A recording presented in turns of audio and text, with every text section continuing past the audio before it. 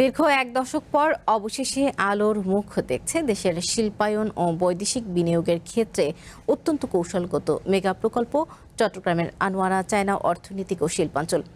একনেকে অনুমোদন পাওয়ায় নতুন গতি পেয়েছে ৪,১৮৯ কোটি টাকার এই অবকাঠামো উন্নয়ন প্রকল্প।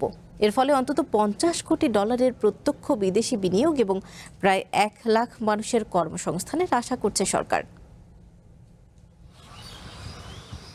জমি অধিগ্রহণ হয়েছিল ২০১৬ সালে, কিন্তু এরপর নানা জটিলতায় দীর্ঘ এক দশক মুখ থুবড়ে পড়েছিল চট্টগ্রামের আনোয়ারার চায়না অর্থনৈতিক ও শিল্পাঞ্চল। তবে সব বাধা পেরিয়ে অবশেষে আলোর মুখ দেখছে দেশের অন্যতম কৌশলগত এই মেগা প্রকল্প।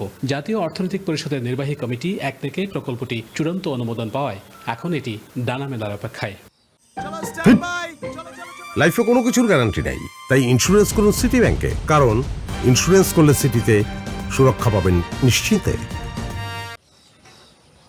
৪,১৮৯ কোটি টাকার অবকাঠামো প্রকল্পের আওতায় এখানে নির্মাণ হবে ২০,০০০ টন ধারণ ক্ষমতার মাল্টিপারপাস জেটি, ৪ লেনের সড়ক, ৩৩০ মিটার দীর্ঘ সেতুসহ আরও অনেক কিছু।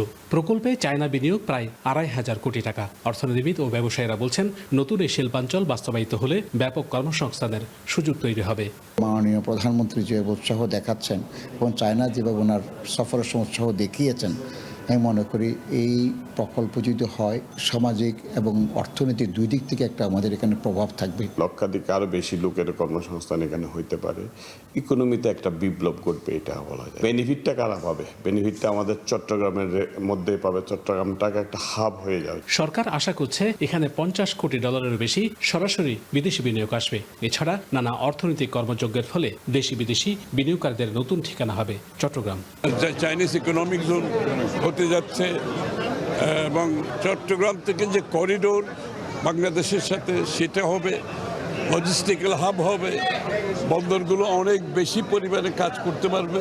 বিদেশি বিনিয়োগ, সরাসরি বিনিয়োগ, তারপরে ক্যাপিটাল মার্কেটে বিনিয়োগ, ফান্ড ম্যানেজারদের বিনিয়োগ, সবাই আসছে।